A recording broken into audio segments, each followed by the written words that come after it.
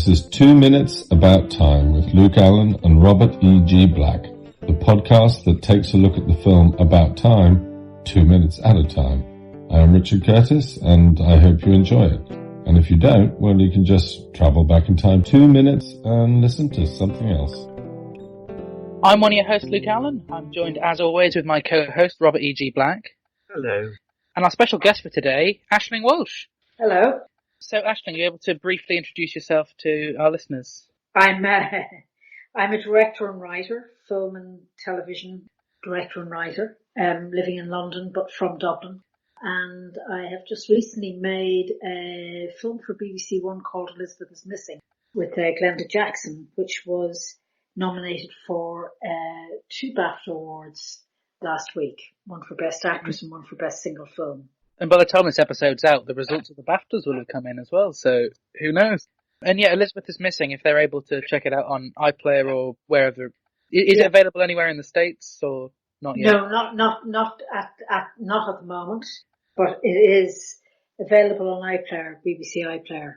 We're hoping that it will be shown in America sometime later in the year or early next year.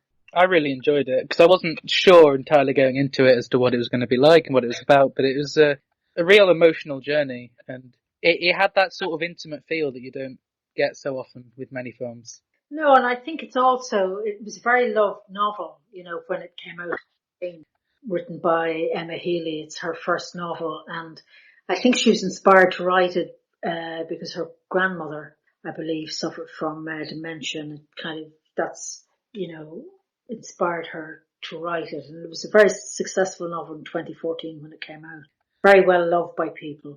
So we had that with the film. There were people obviously who are huge fans of the novel that then wanted to see the film. Oh, am I right? Are these minutes that I've sent over are your first experiences? Yes. Is your first experience with About Time? Yes.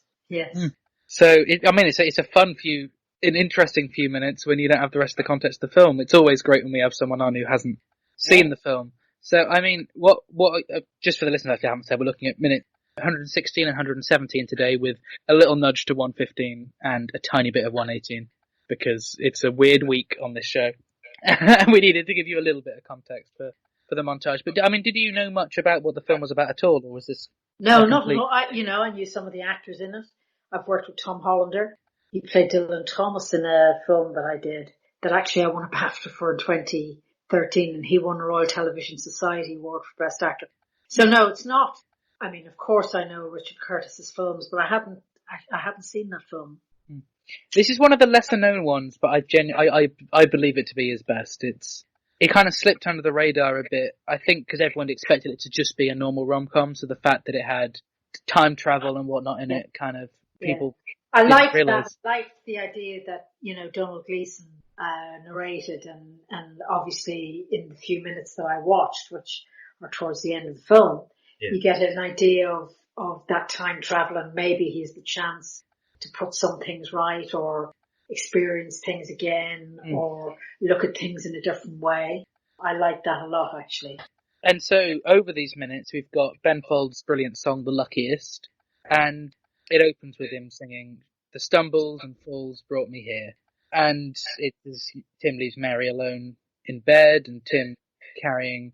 Oh, Robert, I see you've managed to get the name for the 1-year-old child. They're credited, yeah. They're credited, that's good. Because it's weird, because only one of the kids in the film is actually named, but they're all named characters in the credits, which is good. Which is Joe. And actually, Robert, you're on visuals. Like, this far into the show, you'd think I'd remember. This is one of your weeks, I think.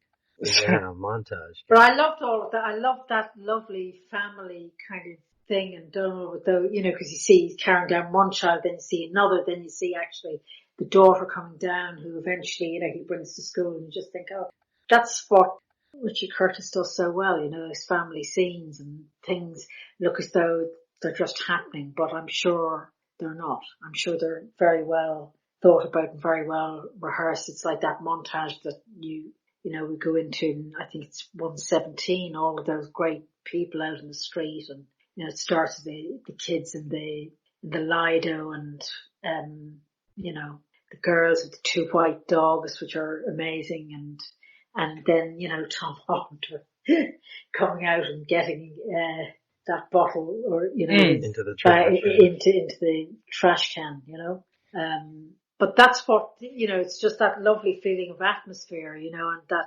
idea that here's Donald Gleason's character watching it all and taking it all in. It's rather nice. So for sort of brief context with the film, all the men in Tim's family, Tim played by Donald, are able to travel back in their lifetime, and his dad basically teaches him that to go back and live each day twice. Once to experience all the stresses, and the second time just to watch it and appreciate how wonderful life is.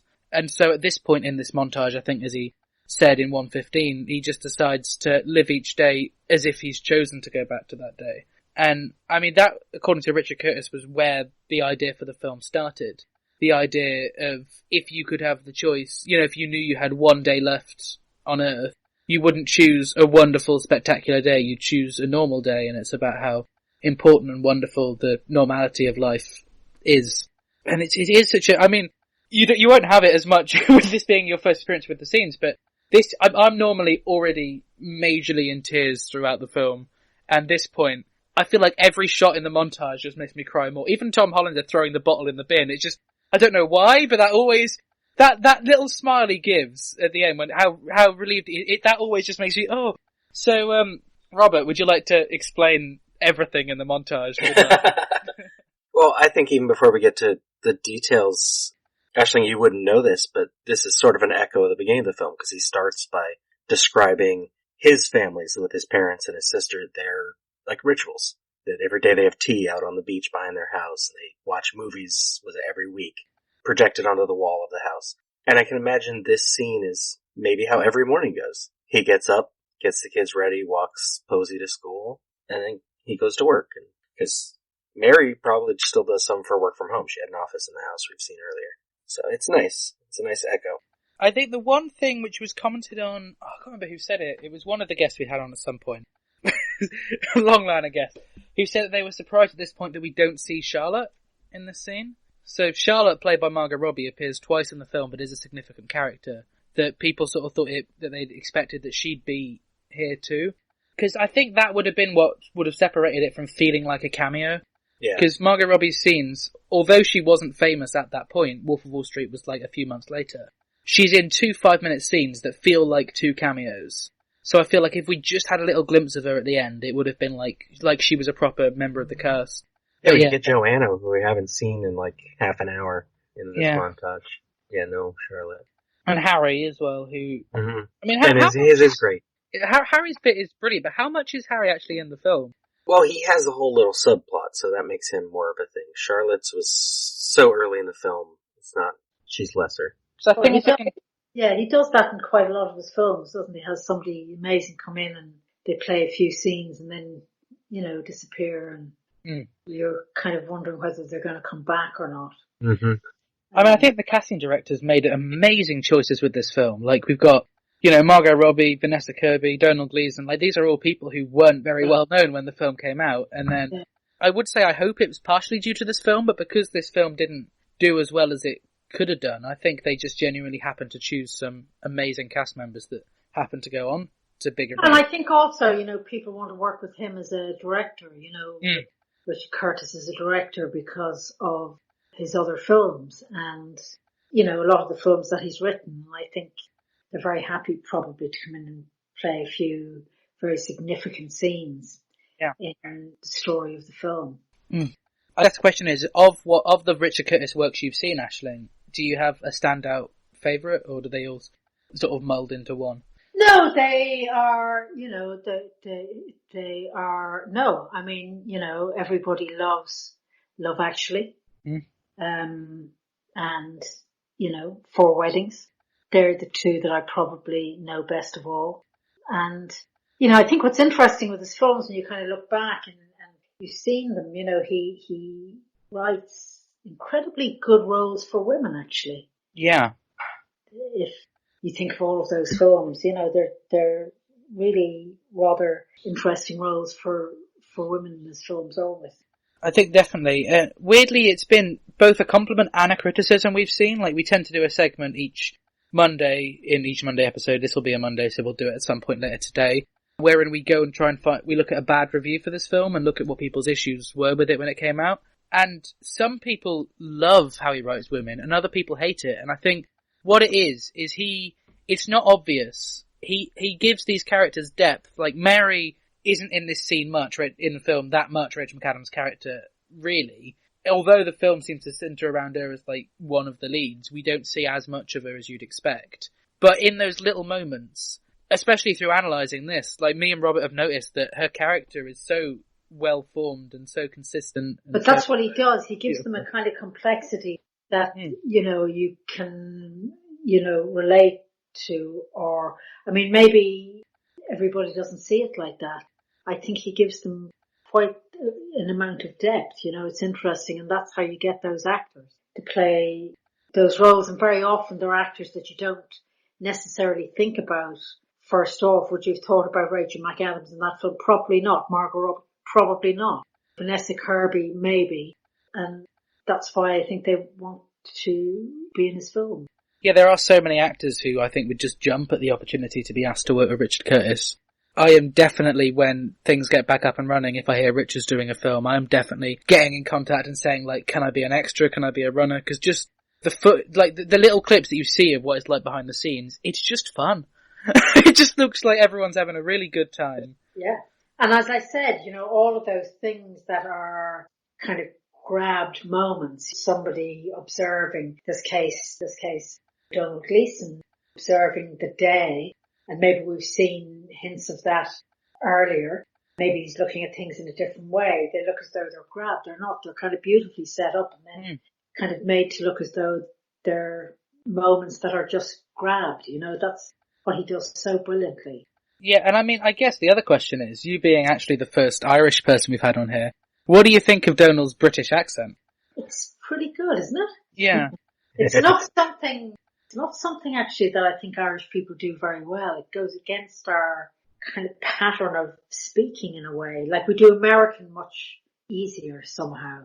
I often think there's a lot of Irish and American, like in New York. Yeah, definitely. So he does it very well, actually. He's played English quite a few times now, and actually does it rather well. You see, this was the first film I saw Donald in. And obviously, now looking back at it, his name's obvious that he's Irish. But I hadn't realised. Like, I saw the film, and it wasn't until I think I saw interviews with him and stuff that it was like, oh, he's Irish. And then since then, watching things like Frank and Goodbye Christopher Robin, he manages to do really different British accents. All accents that feel like Stranger. Good British accents. Yeah. No, it's because it doesn't, sometimes it sort of holds us back a bit because it's against, as I say, against sort of our kind of pattern or our way of speaking, but actually he does it very, very well. And a lot of younger actors also do it very well now because it's something that we've all had more experience of. 20 years ago was maybe kind of a different thing. And he does it, and also he plays American really well. So it's just something that we've got better at. So Robert, what have we got for the rest of 116 on visuals? I can't remember where you got up to. I didn't get to any of them. Well, we already mentioned that he brings down Joe. Jeff's already at the table. He puts Joe in the high chair. And I love how he feeds the children. The little child, And it's the way he's cooking something. Yeah, it's a pancake, flipping a pancake or flipping an omelette that's obviously about to be burnt or has burnt already. But He says it's fine. And he's playing like the little airplane game of food for the baby, which is normal. And then he calls Posey down and she gets she comes down the stairs. She's probably got herself ready because she's 5 now. So we're definitely in 2013 now in the movie. Because, we talked a few times about how I keep forgetting that this film takes place over 9 years, was it? Yeah. Yeah, so this is the most 2013 part here, and we've got little bits of dialogue. We hear him saying, hello, oh, you're down already, that's great. Thank you so much for that. And in we go. And it's just, it just feels, the little mutters that we hear of it is just so real that it's just... My favorite bit of dialogue in this minute, I think, is right when he puts Posey down outside the school. And you don't hear her line, but he says, when will I see you again? This evening. So it's like she asked him, when will I see you? Which is really sweet. Yeah. Oh, yeah. But it just all looks so seamless and all looks as though Mhm. it's just happening in the moment. You know, you wonder I often wonder in those kind of scenes, what take were they on? How did they, it's quite a lot of things that have to kind of happen. You know, the child has to be fed the pancake. They may be separate Yeah. shots. It just feels as though it's Yeah. all happening in the moment. That's what he does so well as a director, you know? Well, he even makes Posey being more of a dork than Tim ever was. Like, she waves goodbye 3 times. Oh, but that feels so real. Right, he makes that feel like it's okay. Yeah. I feel like I might have done that, or I know when I was that young, I know people who did. Like, it's just a thing. It just, I don't know. That moment, I had some sort of emotional hit for me that I couldn't quite figure out what it was. Well, it also, it's kind of Tim's sort of dorkiness, and Mary did that little wave after she first met Tim as well. I was just going to say that. When she was walking away. Like, so it's like Posey's a mix of the two of them.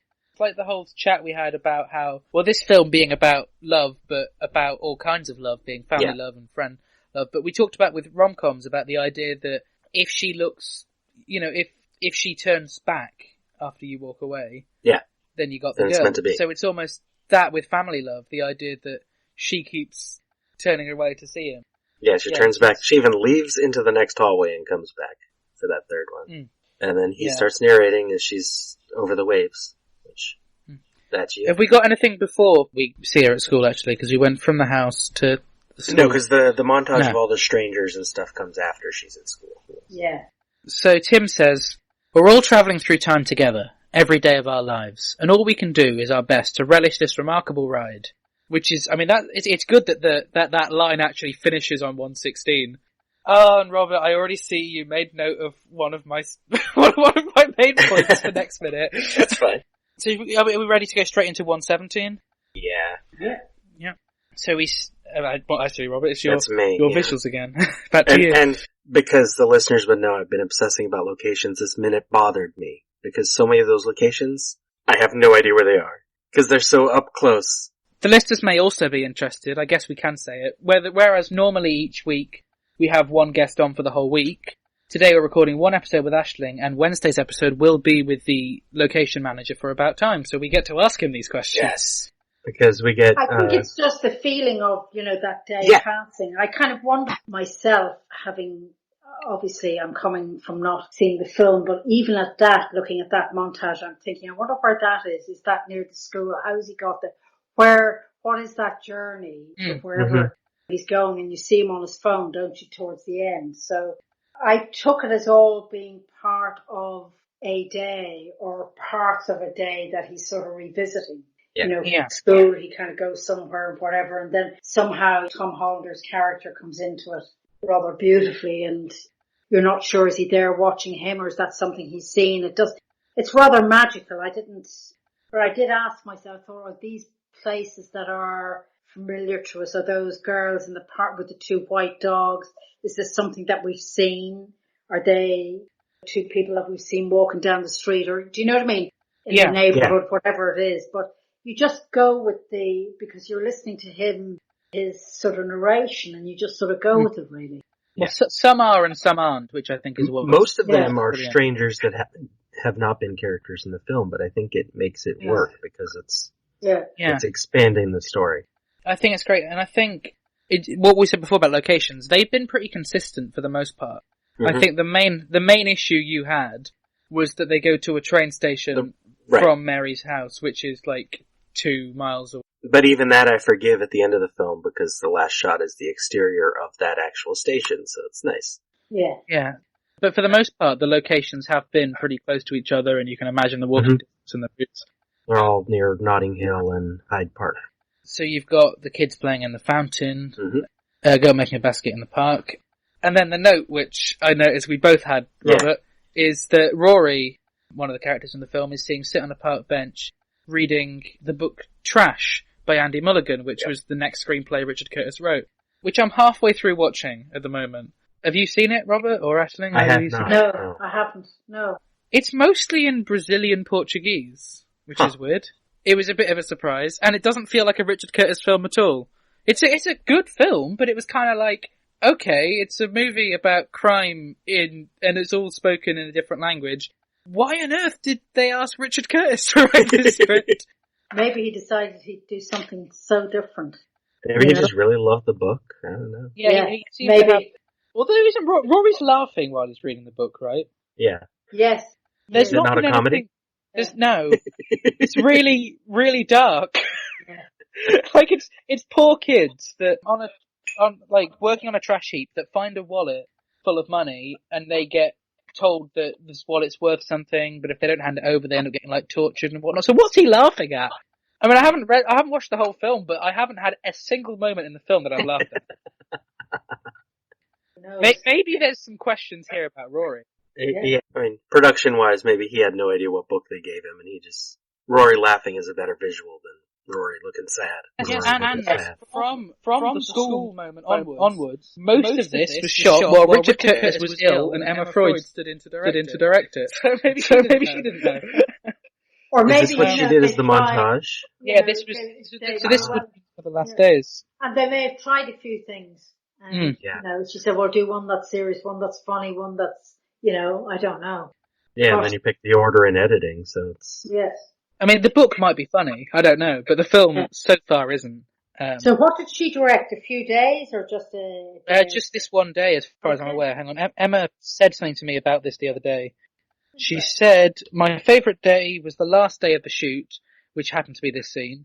So it's nice they do the last bit chronologically.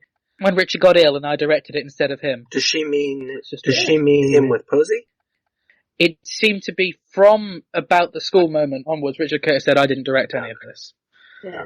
So they're just those moments. Well, actually, it's rather beautiful. And not as bad as we thought earlier that she took over directing either, because this is kind of second unit stuff, so she'd be okay with it.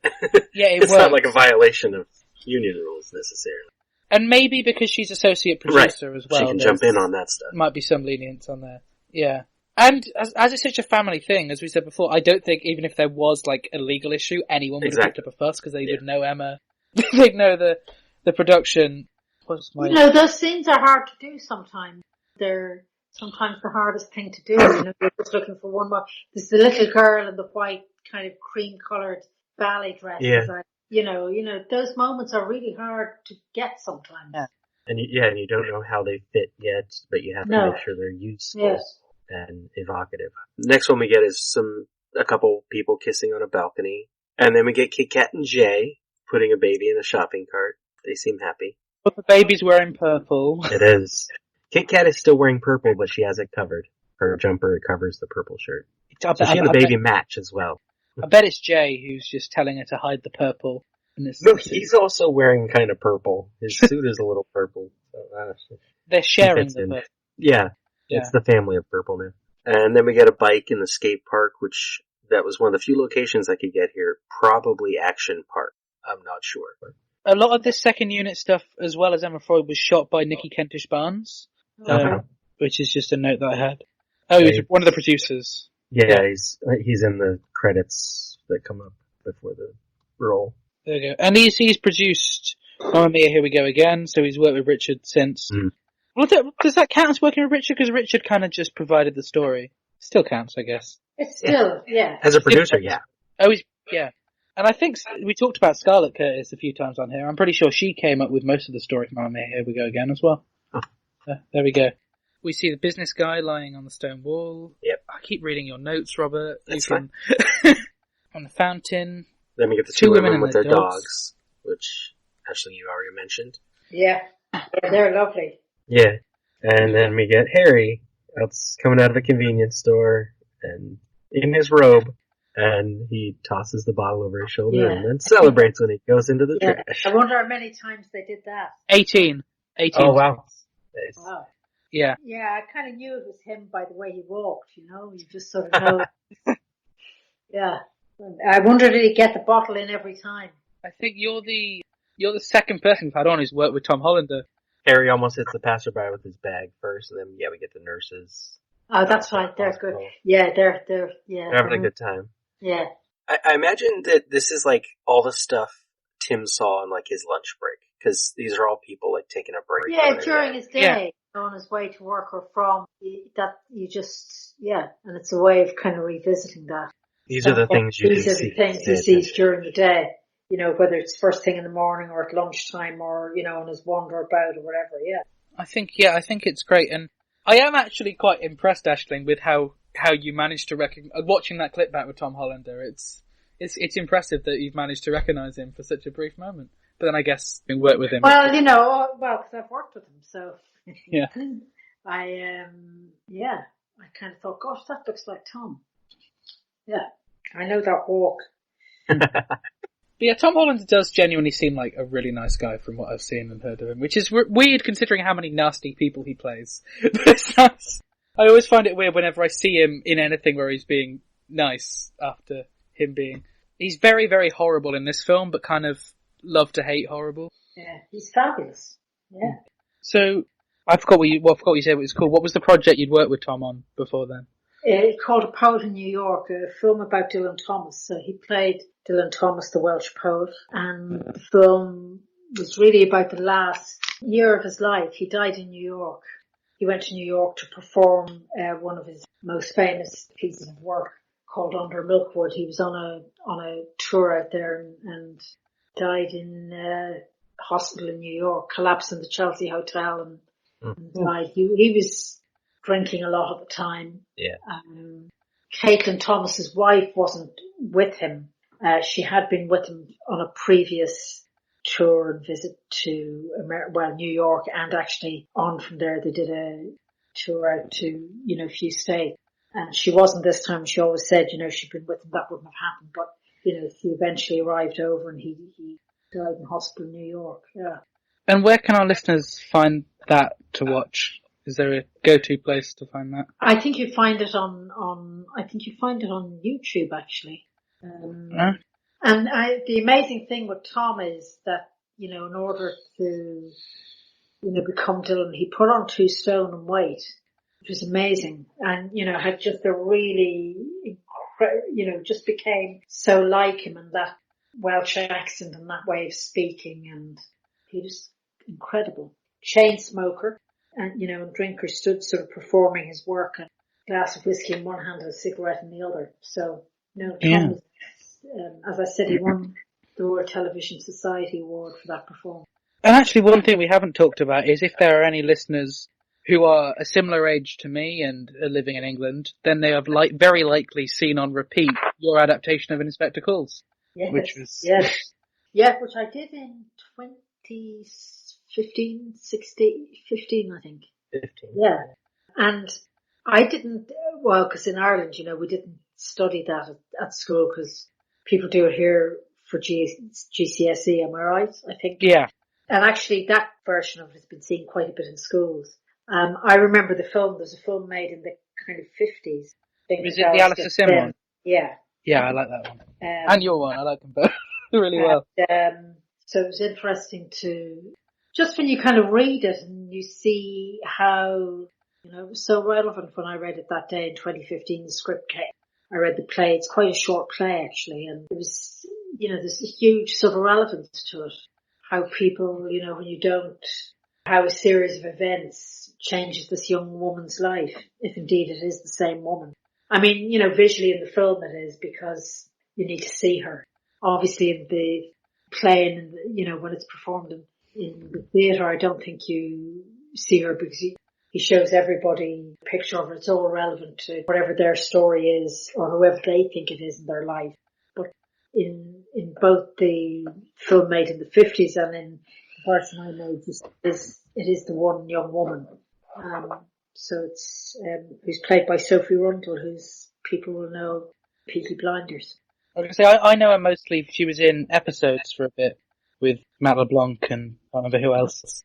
I think she was only in it for a couple of episodes, but yeah, it was like, she loses herself in the role in Inspector Calls, and the same with, you got Miranda Richardson and Ken Stott, and half of these people I didn't realise were them until way after watching the film, so. Yeah. I think David Thewlis, Finn Cole, Kyle Soller, some interesting piece to do. Is an Inspector Calls known in the States at all? I'd heard of it, but I don't know why, Okay. so I don't think so. It's one of the few things which we studied for GCSE that I actually really enjoyed and still enjoy. It's nice. And that is available for free on Amazon Prime, so maybe I'll watch it. Yeah, No, actually, it really does. It's interesting that it's done at GCSE level here still, because you talk to people who've seen it as part of the curriculum, and I actually remember lending my various sort of DVDs of people in the neighbourhood with their teenage kids who all came back and said how much they really affected them, and they really got what it was about. So. It's interesting to. Anyway, where were we in About Time? Little girl, which we've already talked about, frilly dress. Yeah. And then we get Joanna talking on the phone at work. That's right. And then trying to eat a donut while she does so. Yeah. We get another couple on another balcony. We get some old couple at like a farmer's market or flea market. I think part of that old couple is, I got a note, Kate Freud, a member of their family. Nice. I mean, it might be the couple that was beforehand. It was around the middle point between those two moments that Richard Curtis in the commentary said, and there was Kate Freud. So I was like, I don't know which one it is. So either it's a young person or an older person. Once again, it's nice that they get so much of their family involved in this film. Yeah. I think pretty much all of. I only just noticed that 5-month-old Jeff was played by Jago Freud. So probably. Yeah. So they do bring their family in. Mm-hmm. It's nice because, we have loads of the extras, well, several extras in this scene, in this film, are Richard Curtis's kids. So Charlie Curtis plays a young version of Tim. We have his other sons are in, like, a wedding scene. And his daughter, Scarlett Curtis, appears in a photograph as a woman that Tim once slept with, which is an odd moment. So... Back to you for the end of the minute, Luke. Oh, yeah. What, with Joanna? Or with Tim? With Mary and Tim. Oh, we've done Joanna. We've done Joanna saying yes, yes, yes. And so we'll slide ever so slightly in this 117 into 118 because we get about 3 seconds of the film before the end credits in 118. That it felt pointless to do 118 as a separate minute, really, on Wednesday. We'll touch on it a little bit. We can talk about it next time you have that. Yeah. So, Mary says, they're both on the phone. Mary says, okay, I'll see you then. Tim says, bye-bye. And they're both walking and see you later. And we cut to black. And that's the film. Near enough, Robert. We've done it. Yeah. How did that happen? Determination and spare time. Yeah. Lockdown, true, yeah. It's got to have been, I think, recording for about 7 hours each week, plus editing, and this has been life. And this episode is October, November time, so I mean, have we got any final comments on 116 and 117 before we go on to our other segments? I mean, I've got to go and watch the film now. Yeah. As far as the visuals, it's nice that I believe Mary is walking to the right, like facing that way. Tim's walking to the left, so it's like they're walking toward each other. So that's nice. Actually, I forgot this episode. Conversation. Sorry, I forgot this episode was a Monday episode. So on Mondays now, as of it's last week, we could skip bad things. Let's do it. Let's do this. We'll read a good one as well. We'll balance it out. We look at bad reviews because the film didn't do so well, although we love it. And we very rarely get the balanced opinion as to why other people don't. So we go up to the maximum rating of... Let's go to the maximum rating of a half. Let's have really bad and really good. These reviews are read for comic purposes and are the views of the reviewer, not the podcast host. The reviewer's name is removed to avoid any unnecessary hate or spamming. Right. Okay. I don't think I've read this one. I always knew I was going to hate this film. I mean, Richard Curtis, need I say more? But out of ill-advised curiosity, I checked out the first 5 minutes and another 10, and so later on, while going about my business in the house, and yikes, it was... Well, if you're watching it while going about your business in the house, don't review. While going about business in the house, and yikes, it was worse than anything I could have ever imagined. Our insufferable, quirky, posh people actually endearing to anyone who isn't an absolute imbecile. Every line of dialogue made me want to die, and above all, why do so many films, and this one in particular, revolve around this insane idea that the epitome of romanticism is a loser? Ooh, he's a bit lanky and has red hair. Wow, what a freak. Being a rich, straight white man is so hard, guys. Doggedly harassing a woman he's infatuated with, and eventually tricking her into reciprocating with a mixture of stalking and incredibly creepy manipulativeness. And we've talked about the fact that, although he is Phil Connoring her, Yeah. Like, it's fine because we know she already loves him. Right. And we won't go too far into spoilers for you, Aisling, for if and when you do watch it, but I think people can think of it as stalking until you look more in depth and think, actually, it's accepted by the film. And but it's a trope of rom-com anyway, the stalker. And this seems to work a lot better in this film than in others. So shall we balance it out with a little nice review as well? Sure. Let's find a 5-star review. Unless, Robert, you want to give us your own 5-star review. I don't have my writing about this film open right now. No, I don't know where. Right, so we can both write our own reviews for one of the last episodes, because I haven't figured out exactly how we're finishing this. Okay, so let's go for the top one. Oh wow, someone literally says what I've said on the show all along. Someone just wrote a review and said this is the film equivalent of a warm hug. There we go, that's literally what I've been saying the whole time. Which is nice at the moment, a warm hug. Yeah. Yeah. I think it's the perfect film to watch during this whole lockdown period. I'm trying to find a good length review. That's fine. This one looks like it could be good. Haven't read it yet, it could be awful. You know when you hear a song in the right moment, like maybe you hear a song about heartbreak when you're going through one and you relate to it, maybe you've heard the same song under different circumstances, you wouldn't have paid attention to it. I'm not in my best moments right now, or I wasn't in my best moment. 123 minutes ago, I felt lonely and sad for weeks, like I'm missing something. Even when I was having fun, I would find things to bother about. So today, while I was at my phone doing nothing and thinking about everything I could be doing, this film started playing on TV. I absolutely loved it. I loved watching it next to my mum. I loved watching it at this moment in my life. I really needed a sign. Something to tell me, wake up, enjoy every minute, every sunny day and every rainy day, every film, every song, every friend and every travel. Even if it isn't the best, it's something. I'm probably making no sense right now, but in conclusion, this film was life-changing. There you go. That is an amazing review. Yeah. Great. I mean, should we go with one more good one to be nice, or should we leave it here? Nah, we'll do a good one next week. We'll do a good one. Yeah, okay. So, Aisling, if you could go back in time to any moment in your life to either relive or change something, what moment in your life would you choose? Wow. You know, I don't know.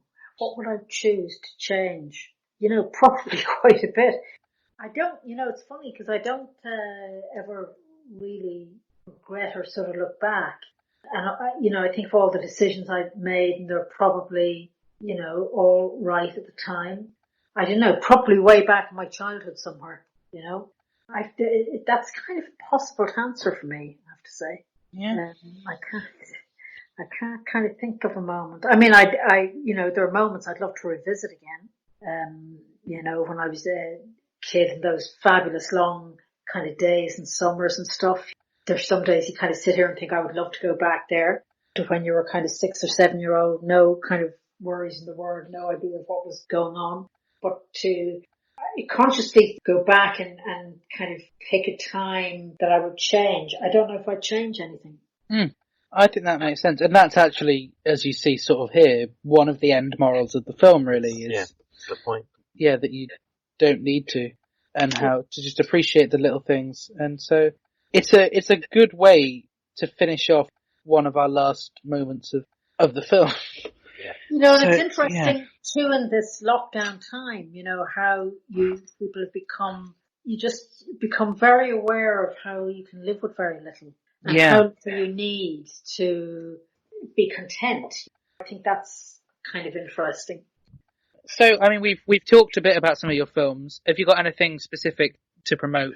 Anything? No, it's interesting in this time of lockdown because we can't film.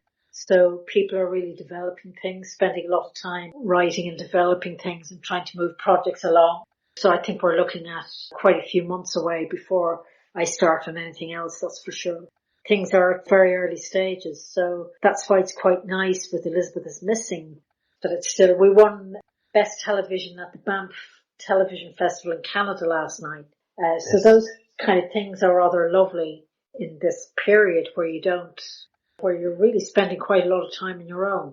But really I'm writing and also, keeping going with other projects I'm involved in. Yeah. That's all we can do at the minute.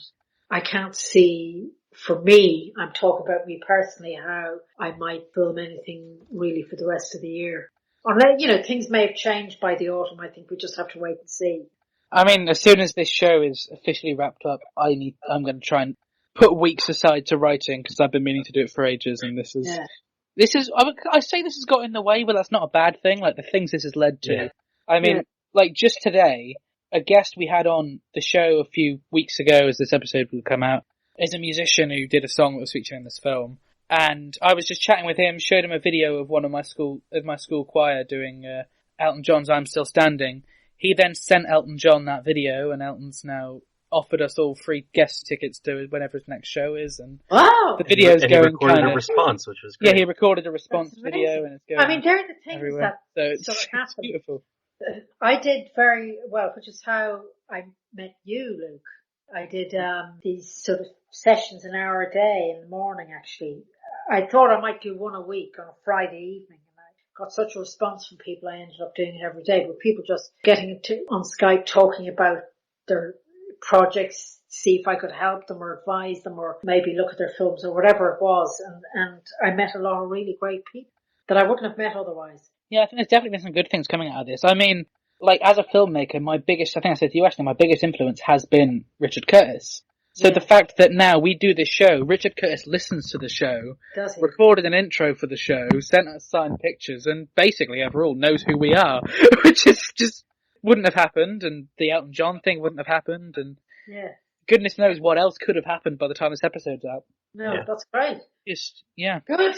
So, Aisling, where can our listeners find you on social media? Well, I mean, I'm on Aisling Walsh on Twitter and Facebook, so they can find me there, Instagram. And Robert, where can listeners find you? Robert E.G. Black on social media or lemmingdrops.com for links to everything. Just a reminder, on that website you'll find the link to the store, which includes our Graham Curry fan club shirt and our 2 Minutes About Time shirt. Listeners can find me on Facebook at Luke Allen Film, Twitter, llama_bottle0, Instagram at Ginger Luke, all podcasts, radio appearances, newspaper articles, anything I'm involved in, short films are all at lukeallen.co.uk. This show's on Facebook, Twitter and Instagram at 2 Minutes About Time. We're on IMDb at 2 Minutes About Time. On top of that, we do our Facebook group, The Cupboard, and I've done it again, Robert. We tend to end each episode with a random, interesting way to say goodbye. So, Aisling, do you know of any interesting goodbyes? Don't know that one, that's good. Brill. Irish. The 2 Minutes About Time theme is performed by Ethan O'Mahony and is a cover of the About Time theme, originally composed by Nick Laird-Close. 2 Minutes About Time is a production of Lemming Drop Studios in association with Bottle O Productions.